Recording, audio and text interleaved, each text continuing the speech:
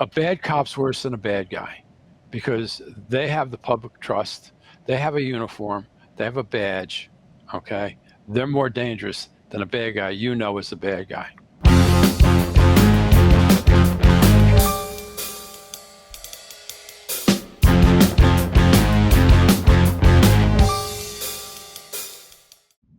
Hi, I'm Vinnie, Volossal publisher, and I'm here with Bob Buchanan. We are very happy to have him on the program. Bob's been an author with us for about 5 years now. We've done 3 books. His latest book is called I Can't Find You a Boyfriend or Your Keys. I think is his best one yet. We're going to talk about a couple of hot topics. So, Bob, you were a New York City police officer. No, Westchester County. Westchester County. How many years? Yeah. It's outside of New York City. I was there for 10 years and I vested out, retired early. Okay. Now, were you considered a beat cop? Like, did you walk the beat? What was your job particularly? I was a patrol officer. I was an EMT, and I was in what was back then what was our version of emergency services. My sector car was also an ambulance.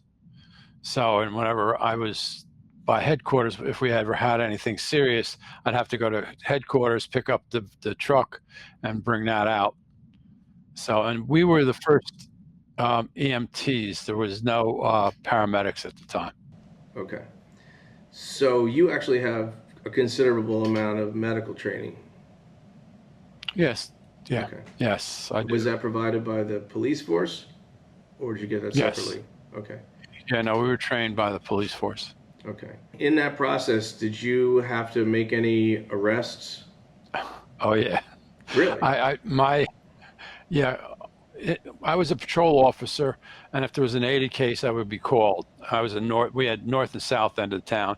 North end of town was the busiest end. I was in the projects mostly, so I did a lot of arrests. I did a lot of crime. Believe me, we were really busy. Okay. I've been shot at. What years was this from? 71 to 81. Okay. Out of the, let's say, 100% of the arrests, what percentage were people who were, let's say, uncooperative with being arrested? Just about everybody. Really? Nobody wanted to be arrested. I know nobody wants to be, but we all kind of know. It was rare. I mean, it's hard to put a percentage on, but we've had some who would just outright fight because they didn't want to be arrested. But I had one that was an emotionally disturbed person. That took, he jumped in front of a car. I got it as a personal injury accident. When I arrived, the people were outside the car. They said the guy up there, walking up there, jumped in front of us, and we went into the ditch. They jumped on top of the hood of our car, and I left, and he's got no shoes on. Okay. So I see the other sector cars coming, and I told them, slow down, there's no injuries, grab that guy, bring him back down. And I'm watching them up the street, and they're up the street, and I'm saying, you guys are going to bring this guy back down? They said, you better get up here. So we got up there, and the guy was totally out of control. Now, when people are emotionally disturbed, you really can't, there's an adrenaline that's very difficult, almost impossible to control. And the guy took 4 of us to get him handcuffed. Okay. And then when we got into the car, he laid across the seat, so we couldn't close the doors. Okay. And the bottom of their feet are very sensitive. And I was hitting him on the bottom of his foot with my nightstick like I was trying to hit a home run. It didn't faze this guy. Wow. Okay. We finally get him in. I told my boss we got to take him to the ER, to the hospital, which wasn't far from there because we also have a psych ward up there. He said, no, take him to headquarters. We'll bring a doctor down. So they did. Doctor gave him a shot. I've got him in the booking room, handcuffed to this bar that's, bolted into the wall. And he proceeds to pull that bar off the wall. Whoa. And starts beating the door. With the bar? And I'm outside, fortunately, with the bar. He's beating the door with the bar. I turned to my sergeant. I said, now, when he comes out, I'm going to have to kill him because I'm not getting hit with that bar, and it's your fault. And I said to the doctor, I said, how much stuff did you hit him with? He said, I hit him with enough to knock down a horse. I said, well, it didn't work. Well, fortunately, the guy hit the door a couple more times and collapsed. Okay, We got so him out of there to the was hospital. he on any kind of drugs, PCP, Don't know. methamphetamine? No, this is just Don't know. It all was just crazy. mania. Yeah. Okay. Yeah. Um, but I'm sure you've seen a lot of people if they are on drugs. I mean, there's been talk that George Floyd was on some heavy narcotics and could, explain some of the behavior. Yeah. When they get high on drugs, especially some of the drugs out today, there's no control them. They're not in their right minds. And when they get that out of control, their adrenaline is very high. And, I don't like to second guess what was happening, but what's got me concerned about the George Floyd arrest is, as looking at the video, I noticed the back door to the police car was open. So something more happened there that we don't know about. And I don't want to comment on it, but that to me is indicative that something happened. But they're really hard to control when they get out like that. When I was a kid in second or third grade, they would send police officers to our school to basically meet us, introduce themselves. They were called officer friendly. So no matter who showed up, it's officer friendly. I don't know if you're familiar with that program, but this was in Delaware. And they would say things like don't mess around with fireworks, those kind of things. Don't get in a car with strangers, all that kind of stuff, which is great. I think it would have been beneficial if we had police officers visit us again in junior high and maybe high school to explain the behavior that you should have when you get arrested. Explain that you might not be getting, or detained. Let's use the word detained.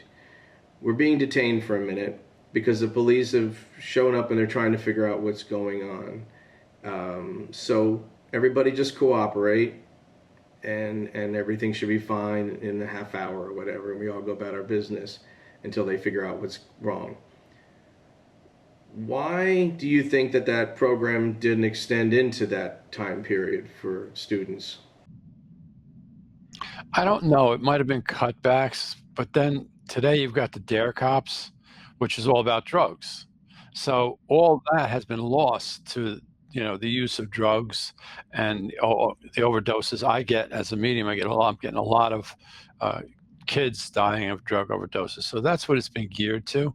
But I agree with you. It should be humanizing the police instead of demonizing the police.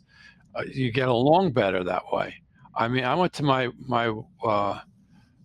daughter's class. My wife is actually teaching. She was a teacher's aide.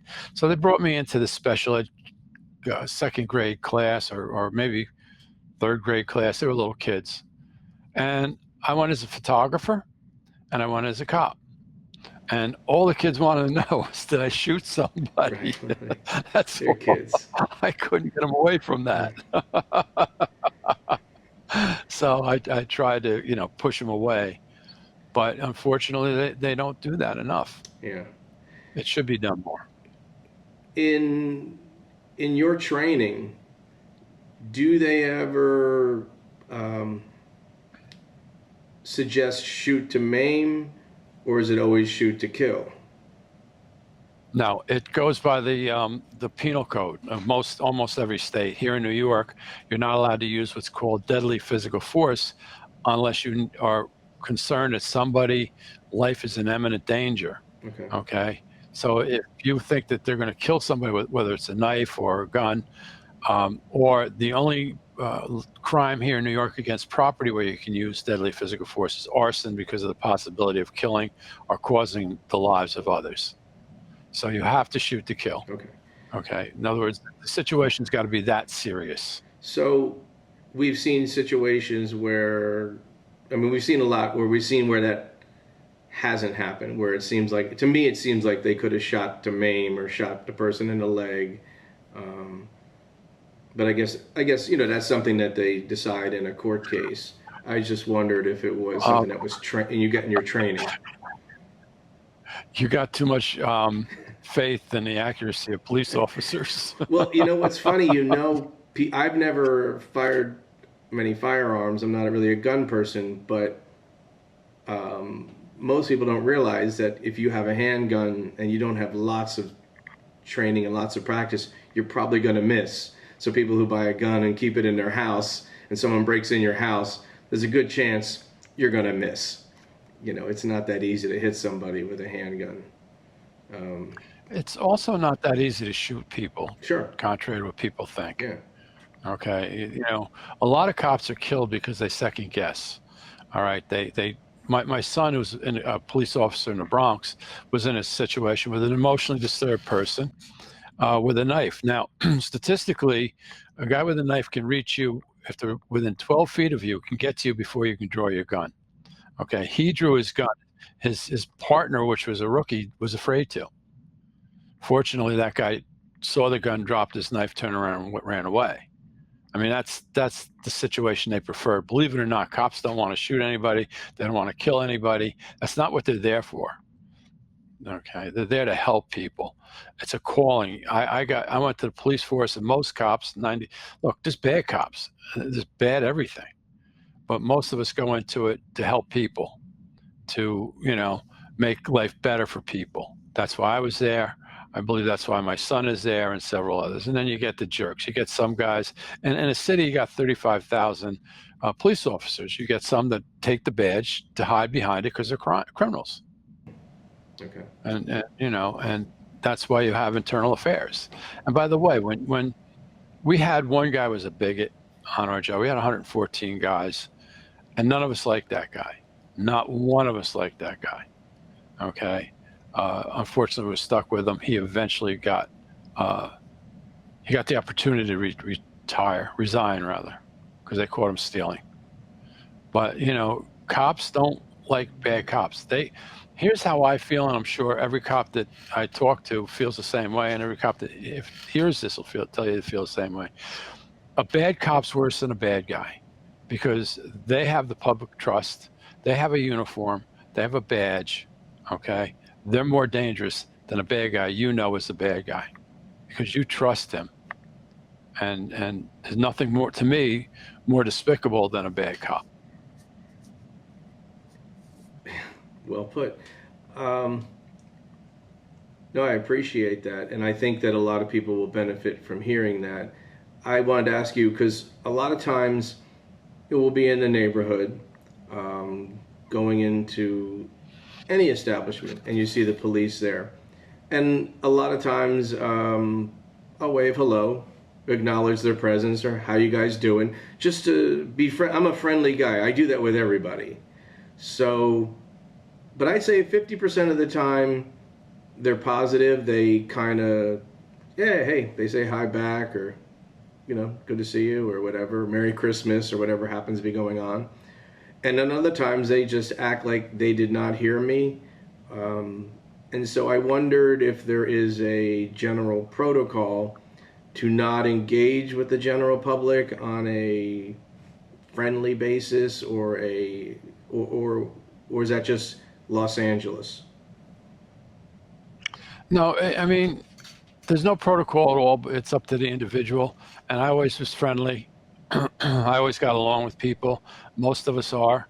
But what I tell people is, when they've had a bad experience with a cop, I said, you don't know what that guy handled earlier that day. He could have handled the notification of a family that their child was killed or died of an overdose. He might have been shot at. He might have been in a terrible situation. We don't know that, and they're not going to telegraph that. Unfortunately, cops, a friend of mine, he's a physician, said to me one day, he said, two people know what life is really all about, because you live in the moment. That's cops and ER personnel. And what we deal with is not easy, trust me. On one, I think it was either Thanksgiving or Christmas, I had 280 cases, two situations. One was a wife and the other was a girlfriend ran over their boyfriend and their husband with a car. Okay. That was Thanksgiving and Christmas. Nobody calls a cop and says, hey, what are you doing? Why don't you come over for coffee and cake? I just think familiarity helps, but I don't know. That's why I wanted to ask you. I'm with you on that, Vinnie. I always like to get along with people. I got along with the people in the projects very well, by the way. Most of the people, I'd say probably 90% of the people in the projects are good people that are victimized by their own people. They like us there. Um, I had people talking to me all the time, great conversation. People go out of their way to talk. And I, especially at one point towards the end, I was on foot. I actually had one woman called me Officer Bob. She says to me one night, "What are you doing later, Officer Bob? You want to come to my party?" And I forget her name, but I said, "Well, who's going to be there, Sharon?" She said, "Just me and you." I said, "No, I don't think so." Yeah, no. What does she look like? That's the other thing. That wouldn't Okay, matter. I'd be yeah, too scared. You get jammed up, man. Somebody, see, that's what they're afraid of. They're afraid of getting jammed up. right. All right. Somebody, I mean, if that situation had happened, most likely nothing would have occurred. But you don't know that person. I knew her, so I knew she wasn't out of it. But some people are very friendly, then all of a sudden flip like you can't believe, and then next thing you know, you got a situation on your hands. It's not good. The one thing that's always struck me, especially here in Los Angeles, because it's hot as hell, is the amount of clothing that the police have to wear. Um, I'm in my house right now with the air conditioning on, and I'm hot. I'm literally on that verge of sweating. I don't know how good my mood would be walking around in that, was it polyester cotton blend? Plus you got probably a bulletproof vest a lot of these guys have on. They probably have another 20 pounds of equipment around their waist, motorcycle helmet sometimes, gloves. I mean, they have the whole thing. The equipment is closer to 40 Wow. pounds Okay. actually, with everything, and they keep adding stuff to that belt, and it's starting to cause problems with cops' hips and stuff. So that's getting to be a problem. They've got the pants with the big pockets on the side because they keep just adding stuff, and they all wear bulletproof vests. That's required.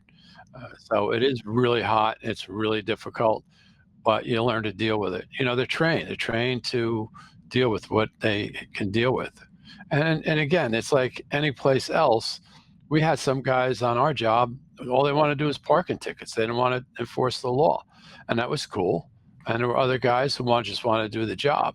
And then we had the one asshole. And that's kind of what I think we're seeing, right?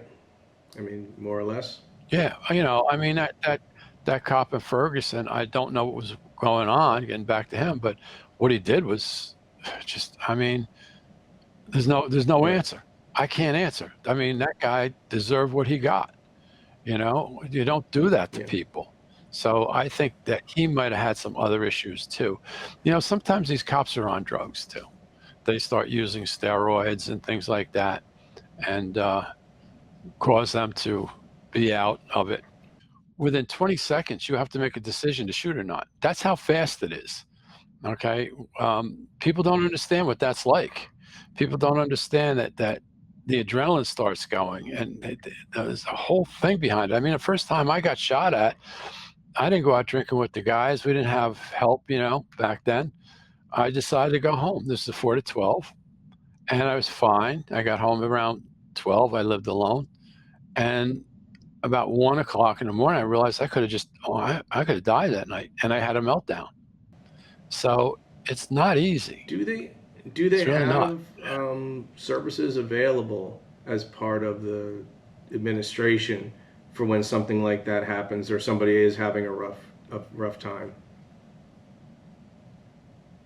Now they do. They didn't back when I was there. If I sought out psychological help back in the 70s and 80s, I would have been Really? fired. Yeah. Because I would think you're going to see things whether you did it or not. I mean, you show up at a crime scene.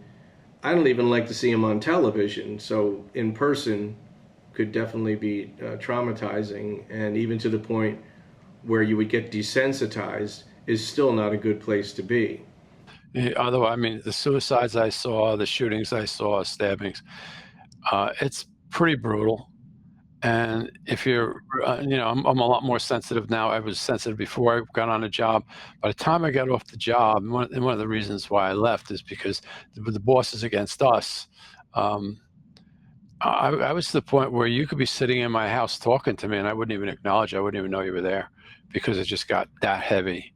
And it took me about a year or two after I left because my photography business took off and all the nonsense that we were going through, that I came back to who I was. It took me that long. It took me about 2 years to get back to being me. So you retired, you did about 10 years, and then you got more into your Yeah. photography and then moved on.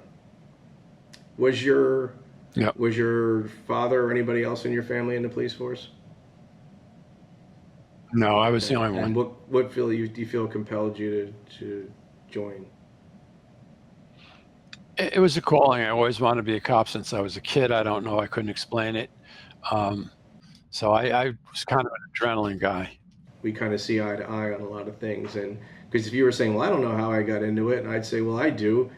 You are a guy who's full of love, full of compassion, and you love to help people, and you're, you know, of course, you would choose that job, and of course, you would get into the police job and EMT work at the same time. It makes sense to me. So I want to thank you for your service and for your candor in this interview. I think it's going to be very helpful. It's helpful to me, and I hope it'll be helpful to the people watching. I want to tell everybody that Bob has 3 books with Volossal. The Lunch, which is a romantic story. So for all you women out there that like romance novels, that's the romantic side of Bob. He's got that for sure. But he also has 2 books about being a medium. So we've got The Lunch, we've got They Speak Through Me, and the newest book is called I Can't Find You a Boyfriend or Your Keys by Bob Buchanan. Bob Buchanan, thank you very much for being with us today. We'll see you again soon. Thanks a lot, Vinny. It was a pleasure. I enjoyed it.